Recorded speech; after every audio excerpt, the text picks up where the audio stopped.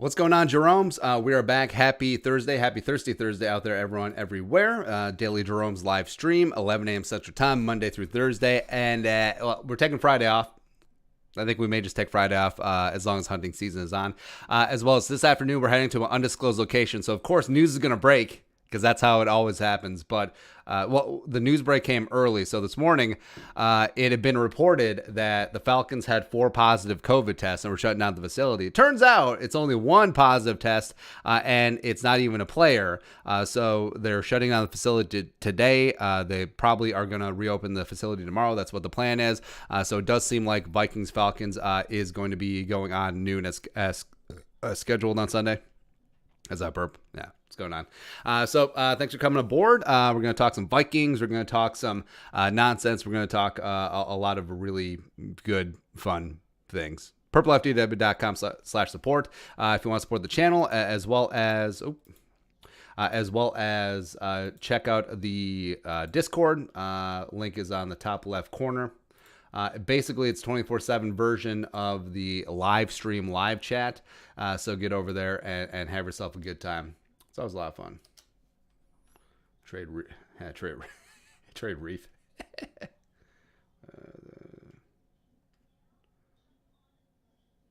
Wait a minute. What the hell? Oh, I did that. Never mind. Let's see. We'll get into the questions here in 2 shakes of a lamb's tail. All right, so let's get it on. First question is Jason Warlick, better in their prime, Danielle Hunter or Jared Allen? Well, love Danielle Hunter. He's had 14.5 sacks in back-to-back seasons before this one, but Jared Allen was a bad man. He was just a straight-up bad man.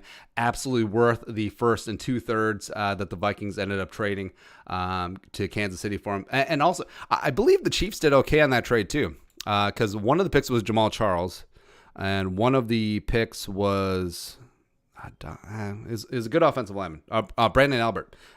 Sure. Wiki, Jared Allen. Is one of those rare spots where trade is a win-win.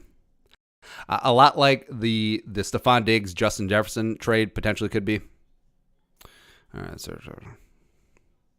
1st and 2/3 round picks. Team swap 6th round picks. Blah blah blah. All right, so the Vikings gave up their 2008 first rounder, and the Chiefs. All right, so the Chiefs traded it to Detroit, and then they trade. I hate trade. Oh, the trade up. The trade up for Brandon Albert. There you go. I'm a dummy. All right. Yeah, Brandon Albert, Jamal Charles. Not bad. Next up is Trace. Jared Allen was the highest paid edge rusher in the NFL for a hot second. 22 sack season. He could get after it. Absolutely. Danielle is much better against the run, but Trace McGuire. In one word, describe how Justin Jefferson played at Seattle. Covered. They were given a lot of attention to 18. It's one of the reasons why Adam Thielen was able to break out and have himself a nice game, too. So, yeah, I'm not sweating Justin Jefferson at all. Just is what it is. Andy Skoll would love to see Zach Wilson in a purple jersey. The kid got it all. So, Zach Wilson, the quarterback from BYU. What up? Archangel01. I've watched Zach Wilson just as, like, watching on TV. I haven't done enough digging into him. But like we said, there's going to be a ton of great quarterbacks in this class, man. Archangel01. I think the tank community wants changes that will make this team consistent, not just for a QB. Except what is a guarantee that if you change, it will be more consistent? Right? Man, you can throw out just a litany of examples. Well, we want to change Pat Elflein because we want consistency. We want to open up door number 2. Well, sometimes behind door number 2 is Larry Allen, and sometimes it's Drew Samia, right? So even though we've said, yes, we're Kirk Cousins, does this bring you joy? Do you see this working out long-term? If not, get a divorce. I understand it with Zim and Spielman. And I understand that they've had a lot of time. Spielman's been here since 2006. Zimmer's been here since 2014. I get it. But also, caveat emptor, baby. Buyer beware. Could be Adam Gase just waiting behind there. It's like, ha-ha. Miles, if the Vikings can sneak into playoffs, which I think they can, they will be dangerous. Woke up feeling dangerous. As the wildcard team hang around. Also, can you see Zimmer get fired if they make the playoffs? If they make the playoffs on the back of the offense? Again, I think it's pretty unlikely that Zimmer gets fired this year. I think the Wolves get that the losses early on were extremely close. And also, like we pointed out in the video this morning, the difference between a 3-2 red hot superstar Vikings team and the current 1-4 team is half of Alexander Madison Yard and Holton Hill not dropping that interception, as well as just a litany of like Zimmer in-game decisions. But it's still the same team. Still the same players, still the same coaches. So this team is going to be dangerous as things go along because their 4 losses. The record of the teams that they have their 4 losses to are 16-2, 12-2 if you remove the Vikings, because that's always like a backhanded comment. It's like, oh well, they have a win because they beat you. All right, so but they're 12-2 in other games. If you take out the Colts, that would make them 10-0. Wait, I'm really bad at math. All right, so 4, 9. Whatever. We're fine. But yeah, they've lost to some very good teams. They've had double-digit leads over some very good teams. They've given away against some very good teams. As that schedule opens up in the middle, and this team gets more and more experience, I think they certainly will be wake up feeling dangerous. Evan Cascanaway. But the Kubiak-Zimmer dynamic is interesting. Say the Vikings offense, which has had 3 straight games of 400-plus yards. They're averaging, 26 points a game, something pretty solid like that. And if it's constantly the Zimmer defense, his precious baby, who just cannot get it done and aren't trending in a positive direction, you do have to wonder. You do. Evan Cascanaway. Let's say Julio Jones is playing this weekend. Who is guarding Julio and who is guarding Ridley? Russell Gage is also no joke. Even if Julio plays, he didn't practice on Wednesday. Obviously, he's not practicing today.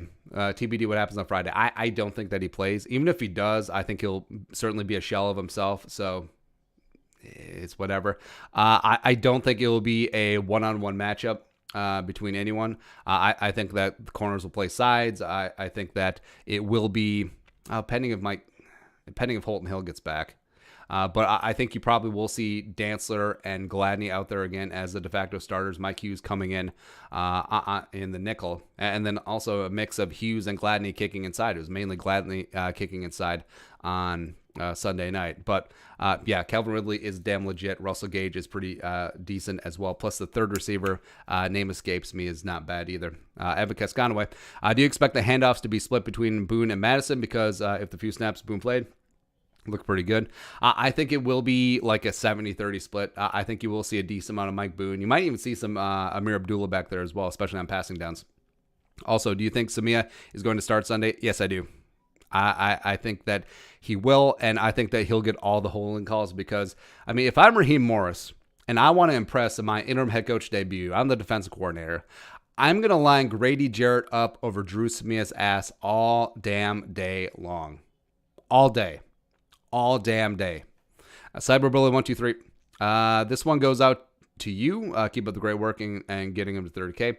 What is one question you have been waiting for someone to ask you? Thanks for a shout. I don't know if they're like there's one question I've been waiting for. I don't really think like that, but I don't know. I feel like half the questions are like, hey, did you see what this other channel does? People love promoting other channels in our comments. I don't know what it is about it. Hey, have you thought about working with Tom Grossi? No. Tom Grossi is actually talented. But thanks for a shout. Yeah, we're getting close. Let's see. How close are we? We might pass it this week. And again, that's a big thanks to you guys, the Jeromes, doing out there, spreading the word, doing yeoman's work. It's great. We're currently at 29,413. So there you go. Almost there. You don't get a plaque for 30K. I think you get one for 100. I think we're a long ways from that. Andy Skull, I would hate to see the locker room if they lose Atlanta. Good organization, have good backup learning from QB, which we haven't had. Quarterback, the most important player. Well, some teams, yes. I mean, if you look at Atlanta, they have Matt Schaub sitting behind Matt Ryan. So, yeah, I've been flummoxed and perplexed by the way that the Vikings have handled the backup quarterback spot. All it takes is one hit, and poop does hit the fan. Quarterback is the most important position in all of team sports. And everyone says, Spielman ignores the O-line. He hasn't really. He's invested draft picks. He spent a lot of free agent money, but he has ignored the quarterback position beyond the starter. Purple Vengeance. The Vikings locker room. I'm worried that if the Vikings get punched in the throat early by Atlanta, which is possible, we've seen. So of course the Falcons 28-3, but also they've had 20 and 16-point leads this season against the Cowboys and the Bears, respectively, that they blew. I am worried that the Vikings potentially could fold up their tent, especially that emotional loss against Sunday night. It's a quasi short week. Plus they're looking ahead to the bye. Maybe they're getting the F out of town. So I'm a little bit worried about that. Purple Vengeance. Who is your least favorite play-by-play tandem? Joe Buck and Troy Aikman are mine, solely because of Buck. Buck hates on all Minnesota sports teams. Well, I think everyone dislikes Joe Buck because I think everyone just has enough dissonance where they're like, Joe Buck's calling out our team, even though he does have a thing against the Vikings. I think it does stem from the 0-4 Randy Moss. That's a disgusting act, although he did have Minneapolis Miracle. I like Aikman. I think he's a great color commentator. Let's see, who's worse for me? Oh, man. All right, so Mike Goldberg, who I love as a UFC commentator. John Anik is really solid. He's very clinical by the book. But there was something about like old school UFC when it was Rogan and Mike Goldberg together, Goldie and Rogan. I mean, that was just good stuff. And Goldberg was made to call combat sports, UFC, etc. He was terrible as an NFL guy, and they are different skill sets. They truly are. But Goldberg just wasn't great because that was what year was that? Might in 2015. But regular commentators, I don't think Greg Olson is that good. And I know that Fox has been like bending over backwards and making all these concessions for Greg Olson, where he's not Tony Romo. He's not even Jay Cutler. Jay Cutler would be phenomenal in the booth. I don't understand. I just don't get it.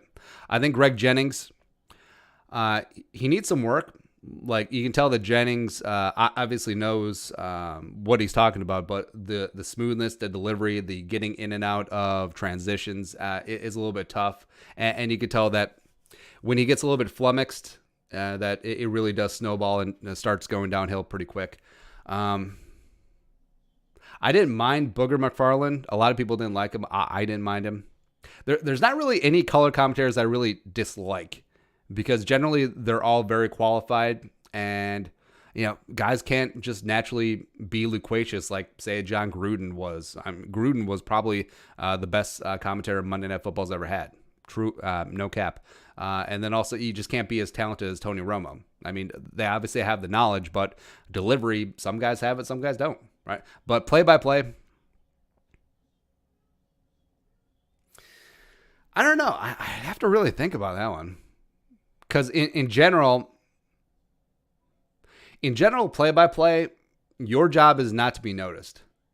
Like, you're supposed to let the game breathe as much as possible and not make the game about you. I think guys like Jim Nantz are really good at it. I think guys like Ian Eagle, Kevin Harlan are really good at it, where their best job is, like, you recognize the voice, but their commentary, what they say, looking for catchphrases. No. On the other side of the spectrum, Gus Johnson, who I also love, is just like, I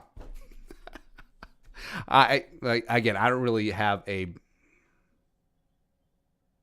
I don't really have a not favorite one. I think Al Michaels is my favorite guy. Next up is Noodle 130. It's a long way of saying I don't know. Noodle 130. Which of the rest of the games do you see the Vikings losing? None. Nick Jones. I hear Zimmer's dating a 20-year-old Southern model. Is that actually true? I don't know, and frankly, don't really care. John Stevens. With how the Falcons are going to play after the firestorm, do you still rest Dalvin if he is feeling fine? Also, thoughts on post-rehab Dak getting a purple. Oh, man. So, I obviously wishing Dak a speedy recovery. I'm still not sold on him. Dak, to me, is a lot like Kirk Cousins, where he's in that weird limbo area, no man's land of top 8 to 12 quarterback on a given day. Can obviously put up a lot of big-time numbers, but is he capable of winning big-time games? I do wonder about that with Dak. Plus, I mean, Dak, well, not this year, but years before, has had the best offensive line in football. Zeke is one of the best running backs, and he's always had a great competency of competent pass catchers. So is it nature versus nurture? Is it the surrounding, or is it him? Right. And also don't rule out the Falcons. I mean, you saw how the Vikings operated down in Houston when they were given one day less of practice. So they're fired up. They want to avenge Dan Quinn, or they want to play good because they want to hold on to their job. So yeah, don't rule them out. But with Dalvin, rest them. Madison and Boone will be fine. Give them 3 full weeks, then get ready for week 8. Scholars, how about a Zach Wilson draft profile? It'll be in the hopper. I mean, I've tried to do it where we have a draft profile ready, just so we can passive aggressively release it if the Vikings, especially Kirk Cousins, don't play well on Sunday. That's what we did with the Trevor Lawrence one. But no. Robert Barweiler, do you think Samia will get benched in the Falcons game? If not, what will it take? I think it would take an injury, because Zimmer just simply does not bench bad offensive linemen. You saw it with TJ Clemmings for 2 years. You saw it with Remmers. You saw it with Compton. You saw it with Elflein. It just doesn't happen. I'm not holding out hope. Pulford Skull. Let's say the Jaguars, Jets, and Giants have the first 3 picks in 2021, and they all take quarterbacks. Vikings turn the season around, make the playoffs, draft 23. Would you make it out for those teams for a young signal calling of who? All right, so you'd have Minshew, you'd have Danny Dimes, and you'd have Darnold. I would take a swipe at Darnold. I do not like Daniel Jones. Minshew's fun, but I don't know if it's like long-term fun. Minshew reminds me a lot of Case Keenum. They both came out of air raid spread offenses. They both are very cocksure and YOLO about their talents. Actually, that's a good comparison. Gardner Minshew is Case Keenum. But yeah, I would take a shot at Darnold. I think that Darnold's gotten a raw deal in New York. I really liked him coming out of USC. I think he throws with great anticipation. He stands tall in the pocket, not afraid to take a shot. Plus, he drops some dimes, man. And the moment generally is not too big for him. It doesn't crumple. So, yeah, I would certainly be interested in Sam Darnold. Mr. Rain and Fire. What's your favorite Vortex optic? Love my Viper Binos, Skull from Nebraska. So I don't know the technical name of them, but I do have a pair of Vortex binoculars. I don't know the technical term, but yeah, they're awesome. They're extremely comfortable. They're pretty lightweight. Obviously, the optics are phenomenal, and yeah, they just work great. Plus, on the shotgun, I do have a Vortex optic. I don't know the technical number of it, but I haven't used it yet. Just got it sighted in these last week ahead of shotgun season. So, yeah. What's the deal? If the Vikings lose this week, what pick do you think they'll have? If they lose this week, 5. Actually, no. I still think that even if they lose this week, they'll get their stuff together in the middle of the schedule. They'll probably end up like 7 and 9, so I guess 15, 16, somewhere in there. Zach Farmer, what kind of equipment did you start with when coming up with your podcast? I'm trying to create a podcast with a good friend of mine, and we have no idea where to begin with equipment. So beginning, it was just a laptop, and I even forget the brand of the microphone. But now, so we got a Rode USB. That's really good. Some of our other equipment, we got Audio Technica headsets and a Behringer board, I believe. I'm really brand agnostic. It's like, hey, does this work? Is this not too expensive? Okay, get it. And then Adobe Audition, Adobe Premiere. Don't really need a lot. As well as when we really start hammering on the YouTube channel, is just our phone, like an iPhone 5, just like, hey, what's up? So yeah, get after it. LB, if we fire Zimmer this year, who would replace him? Eric Sleepin with Bieniemy. AJ Hosendorf. So will Lynch get thrown to the gauntlet for a starting position, or at least half the snaps? You would think that it would be ideal. Also, we highlighted that you can get after the Falcons guards, because Lindstrom and Carpenter have combined for 19 pressures and 3 sacks, I believe. Also, they have a rookie, Matt Hennessy, who I really liked coming out of Temple. I believe he's a 3rd-round pick. But yeah, what does a guy have to do to get on the field more? I mean, what does he need to show? Hopefully not a whole lot. But next up is If there's a draft for a new team, who would you protect? Templars, but I know that you'd be able to protect more players. All right, so if there's an expansion draft, it's kind of fun. I would protect Thielen, Jefferson. All right, so Thielen, Jefferson, Dalvin, O'Neal, Bradbury, Yannick,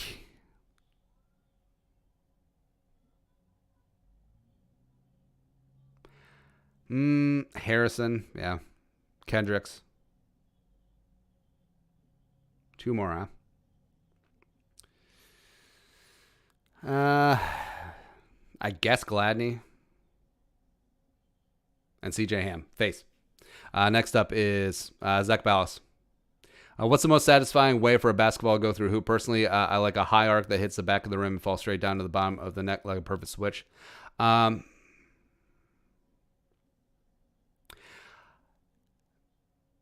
If you hit the front rim,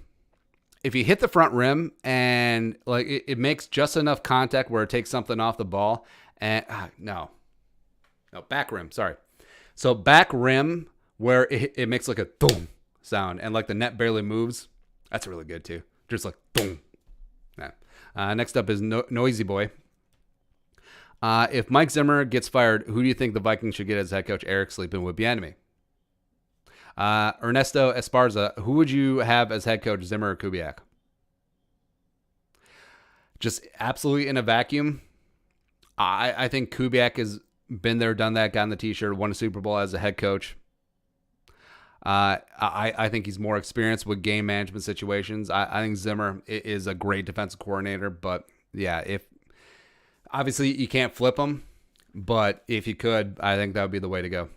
Nick Doroff, let's say you and the lady have another kid, and she gives you naming rights. Which Vikings player are you naming the child after? So, actually, so we didn't name our boy after a Vikings player, but I did have the green light for Theodore. I did. We went in a different direction, mainly because so the wife doesn't follow football like at all. Like she has a cursory knowledge, like Vikings playing day, but she likes the name Theo. And of course, Theodore is her turtle. So I was handed the keys. It was 4th and inches from the 6, and I just had to punch it in. But then we decided to go with a different name. But it's still on the table for if we have a third kid. It's a boy. Her turtle. But all right. So if we didn't go with Teddy, does it count if we have a girl and I name it Danielle? Or if I name it or name her Danielle.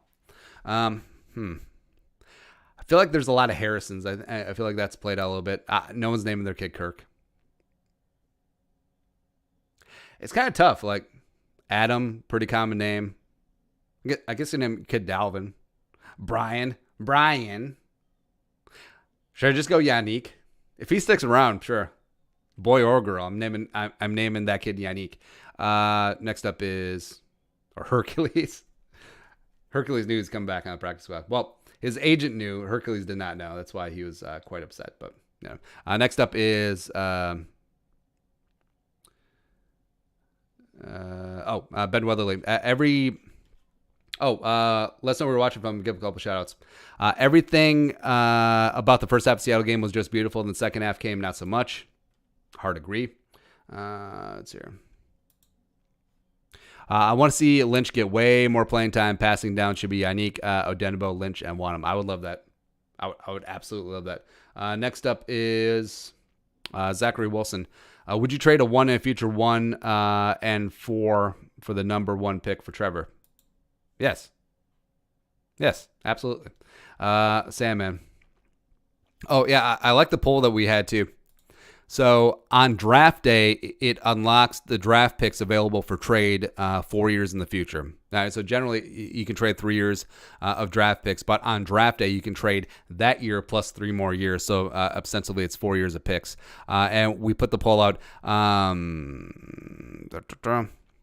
Would you trade 4 number 1 overall, 4 number 1 picks for Trevor Lawrence?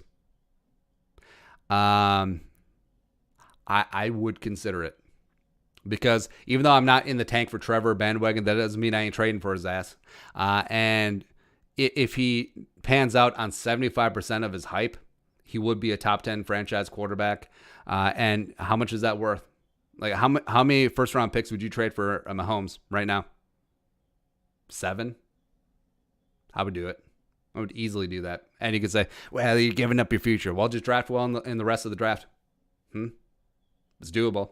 I mean, the Ravens and the Seahawks are either drafting at the back end of the first round or they don't have one because they're trading out. So it is certainly doable. And if you have a franchise quarterback to build around, go ahead. But also, man, if he busts, like if he gets on the pipe or finds a girl on the pole, and then that's bad. Then that's bad. I get it. Next up is Sandman66. Sorry if this has been asked or addressed already, but the Vikings bye week, are you going to cook a Minnesotan dish? Tater tot should be an example. Yeah, it's a good point. We haven't thought about that, but yeah, that would make sense. Or maybe we should just fry up some wings. Like, do it our way. But yeah, a Minnesota dish makes sense. Jake Simmons. I think the Vikings should be using Todd Davis more. Do you think so? Also, would you take 93-year-old Bug Grant right now over Zimmer? Probably not for Bug Grant. Maybe as a figurehead. So maybe just Bug Grant out there on the sidelines. And that's really Kubiak running things. Okay, I would do that. Todd Davis. So Todd Davis is essentially starting, except the Vikings, I mean, nickel is the new base. I mean, the Vikings are a nickel almost 65% of the time. So yeah, Todd Davis is out there, but also you don't necessarily want him in clear passing situations because he would get exposed, a la like late career Chad Greenway. Because Davis, he's a 2-down thumper, great against the run, not great in coverage, as well as Wilson stepping up, Kendrick stepping up. So you ain't taking any of them off the field. Colton Persons, do you think the Vikings make the playoffs? Damn straight. A couple shout outs. Let's see here. Preach ball, hauling it for all y'all, rolling through the Wisconsin Dells, baby. Dells is fun. It is. Next up is MIT03, Skull from Duluth. What's up? Mario Carmona, Oakdale, representing. Jacob Mejia Megat, also in Oakdale. What's going on? John Hoffus, Rochester. Purple Rain, LaSalle, Wisconsin. Mike Benham, Grand Rapids. And Zachary Wilson, Redwood Falls. Michael X, maybe Swedish meatballs. Yeah, we'll figure out something for Minnesota. I feel like tater tot hot dish, it's almost too simple. But then again, it is a staple. Even though I actually can't remember the last time I made it. The wife likes tater tot hot dish. Maybe we'll make it. Next up is Zachary Wilson. How do I tell my dad to keep hope alive?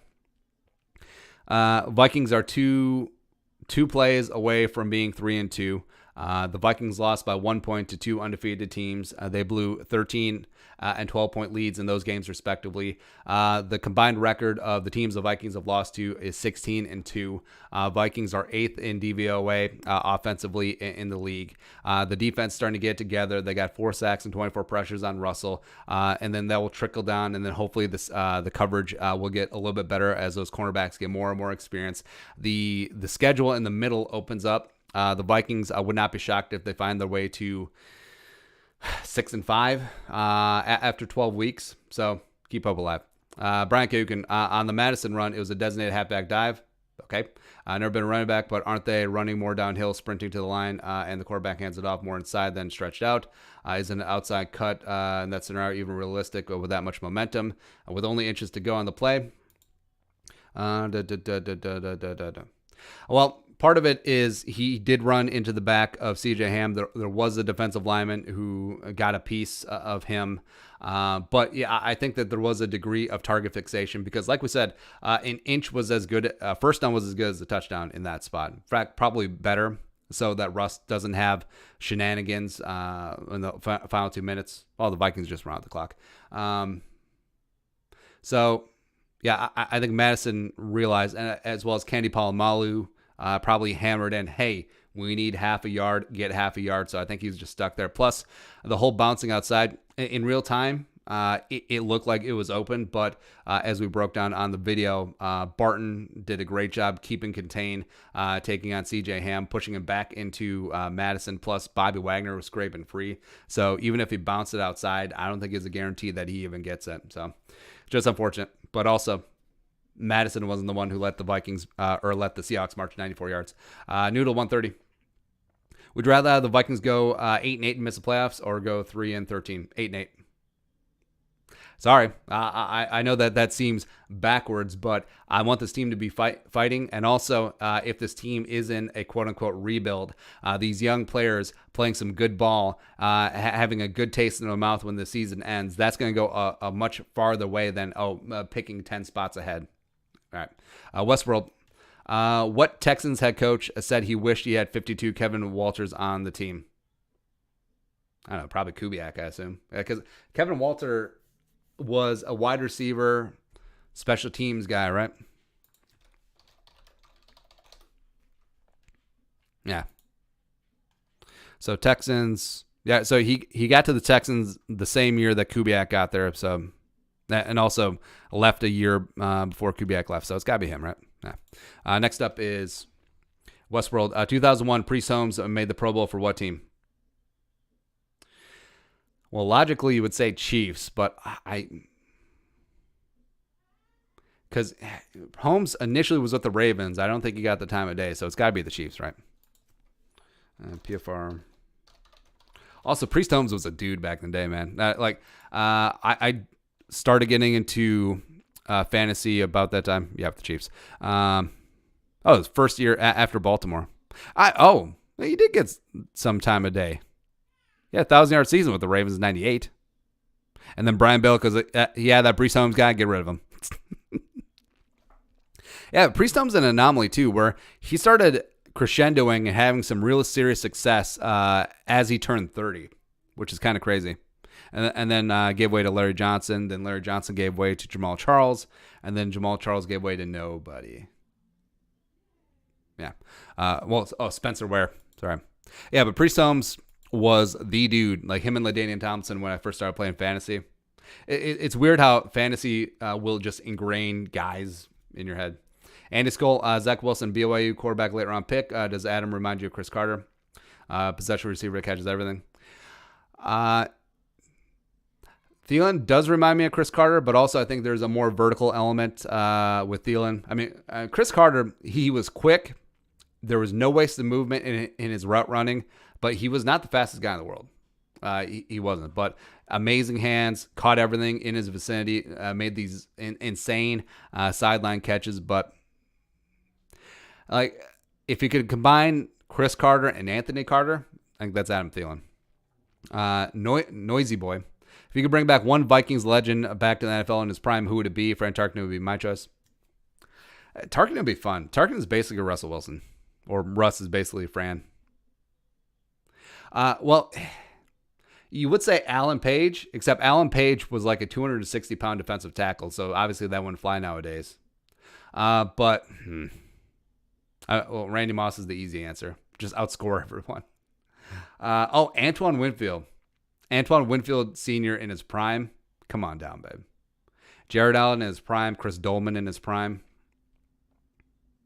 Again, Carl Eller in his prime, except he was maybe 250 pounds. John Randall. I'll pick John Randall. Screw it. John Randall. Let's go. Noodle 130. Reckless speculation. Picking up Dak depending on how long he's out, or just draft a rookie. Just draft a rookie.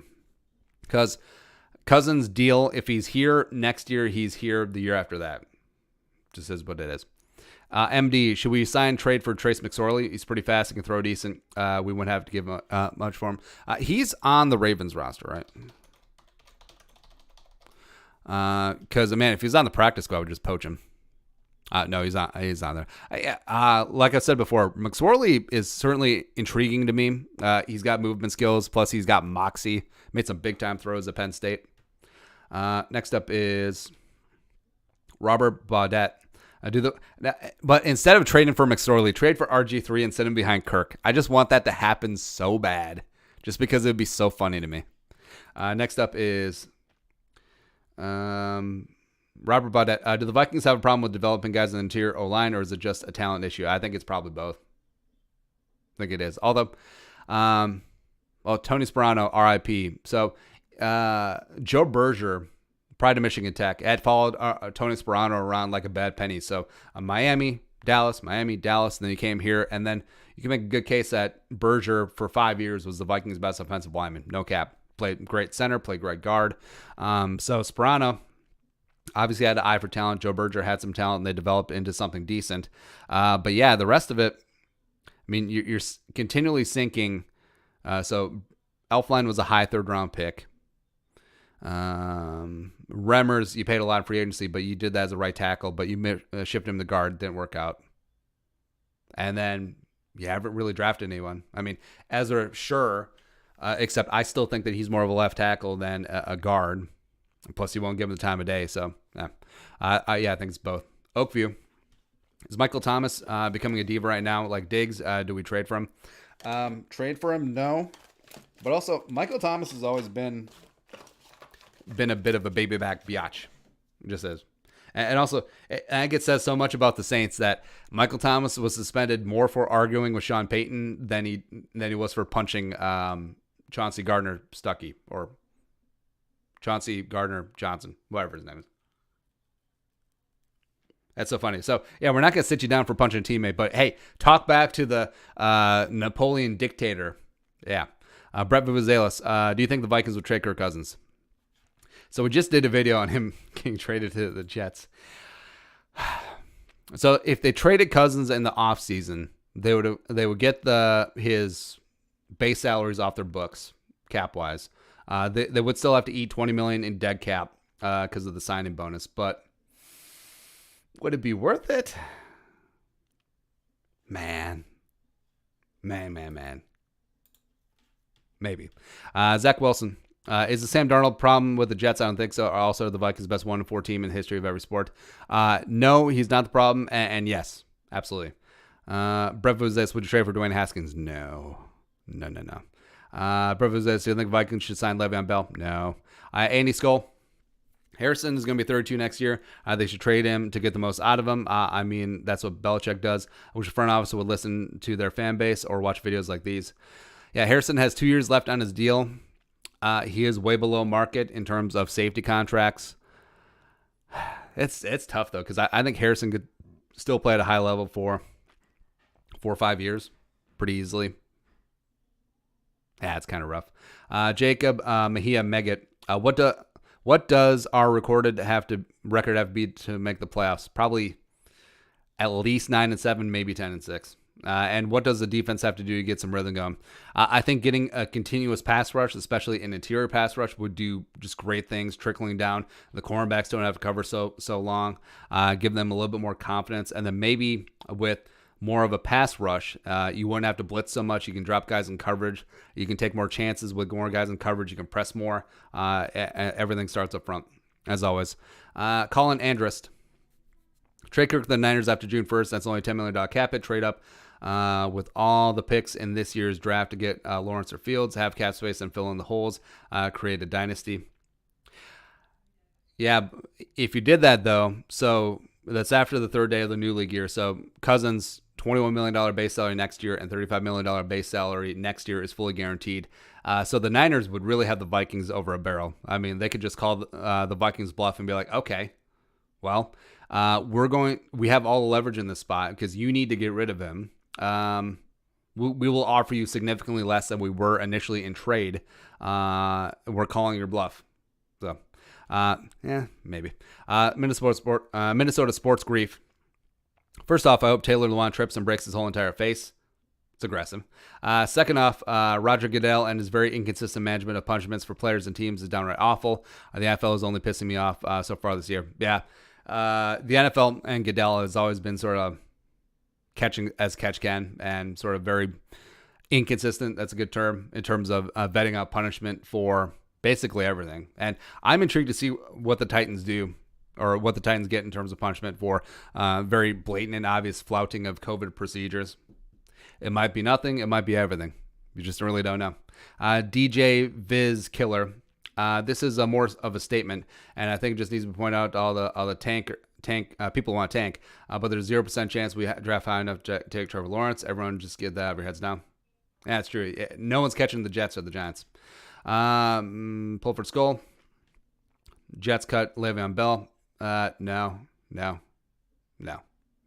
All right, so thanks very much for coming along.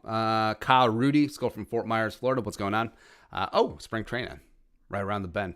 Thanks for coming along today and this week. We're out of here for this week. We're hitting an undisclosed location, so of course Vikings Dudes is going to break.